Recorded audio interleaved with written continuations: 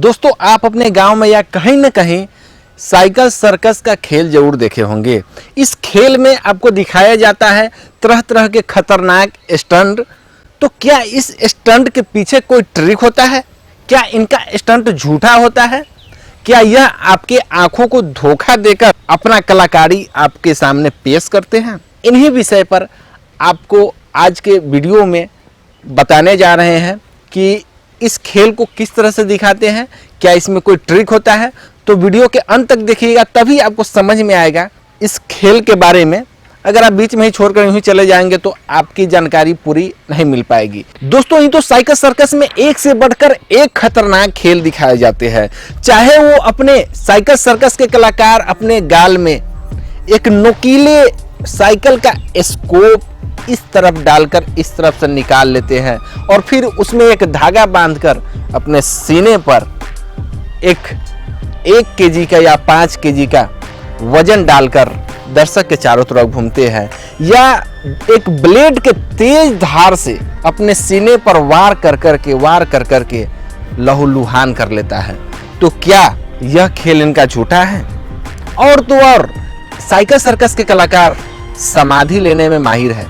हर जगह अपने खेल के आखिरी दिन या उससे 1-2 दिन पहले वो समाधि में लीन होते हैं और उसमें जिंदा दफना दिया जाता है उनको। तो क्या ये खेल झूठा है? आइए बात करते हैं इन्हीं 3 खेल के बारे में। दोस्तों, मैं आपको बता देना चाहता हूं कि यह स्टंट आपको करके नहीं दिखाने जा रहा हूं, क्योंकि खतरनाक स्टंट का वीडियो पहले भी मैंने बना करके उसका रिवील किया है, लेकिन उस पर स्ट्राइक आ गया है यूट्यूब की तरफ से। तो इन सब बातों को ध्यान रखते हुए हम आज का जो स्टंट है यह मौखिक रूप से आपको समझाने की कोशिश करूंगा और मैं उम्मीद करूंगा कि आप इस चीज़ को अच्छी तरह से समझ जाएं। सबसे पहले बात कर लेते हैं उस खेल का जिसमें कि आपको दिखाया जाता है एक साइकिल का चमकता हुआ स्कोप अपने चेहरे के इस तरफ से डालकर इस तरफ निकालता है और एक वजन डालकर जो घूमता है। इस खेल के बारे में चर्चा करते हैं। तो आपको क्या लगता है कि यह एक झूठा खेल होता है? क्या यह एक मैजिक ट्रिक का इस्तेमाल करके यह खेल आपको दिखाया जाता है? तो आप बिल्कुल गलत है, क्योंकि यह खेल दिखाने के लिए किसी भी ट्रिक का इस्तेमाल नहीं किया जाता है। कोई भी मैजिक ट्रिक नहीं होता है। यह बिल्कुल सत्य होता है और आपके सामने स्पष्ट रूप से इसे दिखाया जाता है। इसमें एक स्कोप बिल्कुल चमकता हुआ रहता है और उसमें नुकीला बना करके और इस तरफ से इस तरफ निकालते हैं। तो इसे करते कैसे हैं, यह सवाल आपके सामने खड़े होते हैं। तो देखिए, कोई भी साइकिल सर्कस में एक नया स्कोप लिया जाता है जिसपे बिल्कुल जंग नहीं लगा हो और सुई से 4 गुना वह मोटा रहता है। आप ये जहाँ पर हड्डियाँ है उस जगह पर उस स्कोप को डालकर नहीं निकाल सकते हैं, क्योंकि यहाँ पर निकालने के बाद यहाँ का जख्म जल्दी खत्म नहीं होगा। इसलिए जहाँ पर मांस है केवल उस जगह पर उसे डालकर और निकाला जाता है, वहाँ का घाव बहुत ही जल्द भर जाता है। लेकिन डालते समय थोड़ी सी तकलीफ जरूर होती है, लेकिन जो कलाकार दिखाते हैं इस खेल को उसको तकलीफ का कोई फर्क नहीं पड़ता है, क्योंकि उनके सामने हजारों सैकड़ों लोग खड़े होते हैं जो उनकी कलाकारी को शाबाशी देकर और उनको ढेर सारा इनाम देने वाले होते हैं।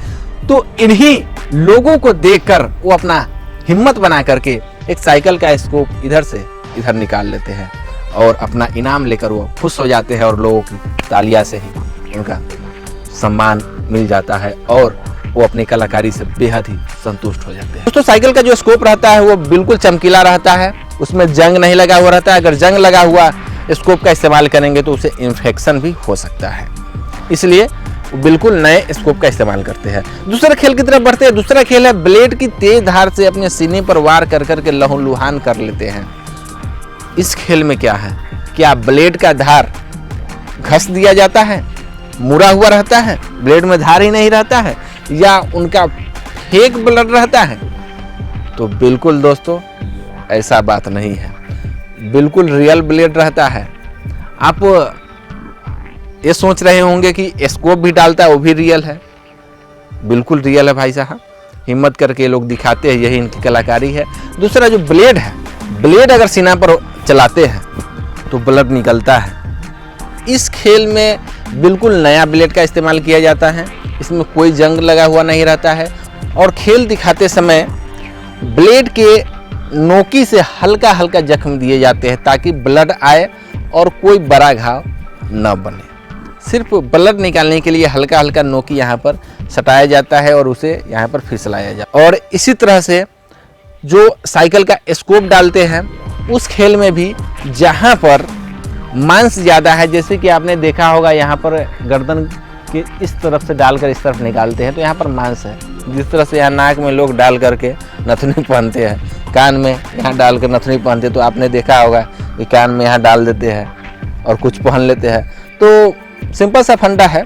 उसी तरह से थोड़ा सा हिम्मत करके जब महिलाएं लोग ये करवा सकती है तो वो तो जो खेल दिखा रहे होते हैं ज़्यादातर पुरुष होते हैं, तो वो थोड़ा सा हिम्मत जुटा करके इस चीज़ को करने में सक्षम होते हैं। दोस्तों अब चलते हैं उस खेल की तरफ जिसका इंतजार था आपको, कि कलाकार समाधि कैसे लेते हैं, जिंदा कैसे दफना देते हैं और फिर 24 घंटे के बाद उसे निकालते हैं तो ठीक रहता है। इस खेल में तो जो बुद्धिजीवी लोग होते हैं, जो पढ़े लिखे लोग होते हैं, वो बस एक ही चीज़ समझते हैं कि भैया इसको अंदर डाल रहे हो, ऑक्सीजन पहले से रखा हुआ है। तो भाई साहब पहले से उसमें जा कर के चेक भी करवाते हैं कि आइए देखिए यहाँ पर कोई ऑक्सीजन की बाटली नहीं रखी हुई है। और लोग जाते हैं चेक करते हैं, कोई भी चीज़ नहीं रहता है। लेकिन जो उसमें अंदर जाते हैं वो एक टॉर्च, एक मोबाइल, ये दोनों चीज़ लेकर के अंदर जाते हैं। और उसके अंदर रहने का कुछ नियम है, जैसे कि एक समाधि के अंदर आप अगरबत्ती नहीं जला सकते हैं, क्योंकि अगर अगरबत्ती जलाएंगे तो उसके अंदर पॉल्यूशन भर जाएगा और सांस लेने में कठिनाई होगी और वो बेचैनी महसूस करने लगेगा। दूसरी चीज़ है, समाधि के अंदर सिगरेट नहीं पी सकते हैं। कोई भी कलाकार अगर जाता है तो उनका जो सीनियर होता है वो अच्छी तरह पॉकेट चेक कर लेता है कि कहीं ये सिगरेट तो डाल कर नहीं जा रहा है, तो पहले से उसे सतर्क कर देता है कि बाबू सिगरेट मत लेके जाना। क्योंकि अगर सिगरेट लेकर जाएगा, अगर सिगरेट अगर अंदर जा कर के वो पिया तो फिर से वहाँ पर सिगरेट का ही पॉल्यूशन बनेगा, सिगरेट से ही पॉल्यूशन बनेगा और अंदर का जो वातावरण है वो उन्हें सांस लेने में काफ़ी दिक्कत करने लगेगा। तो इसलिए इन सब चीज़ों पर ध्यान रखा जाता है। और एक मोबाइल भी रहता है, मोबाइल से अपनी सभी चीज़ों का वो इन्फॉर्मेशन देते रहता है।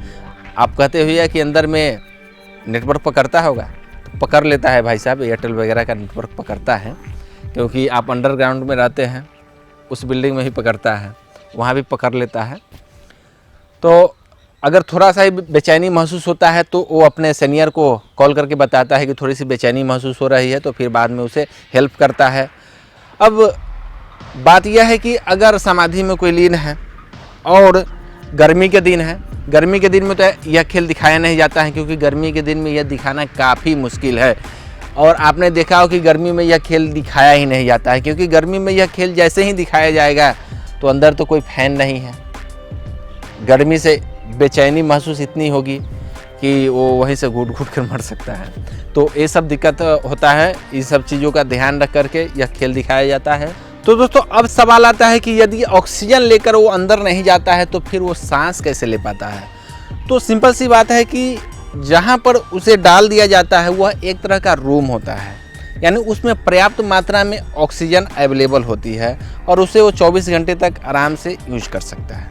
तो दोस्तों हमें उम्मीद है कि आपको यह डाउट क्लियर हो गया होगा कि साइकिल सर्कस के कलाकार किस तरह से अपनी कलाकारी दिखाते हैं। अगर और भी कोई नए नए खेल है तो आप सजेस्ट कीजिए, क्योंकि यह कमेंट आने के बाद ही हमने इस खेल के बारे में आपको विस्तार से बताया है, क्योंकि हमारे कुछ ऐसे साथी हैं जो इस खेल से जुड़े हुए हैं और दिखाते हैं।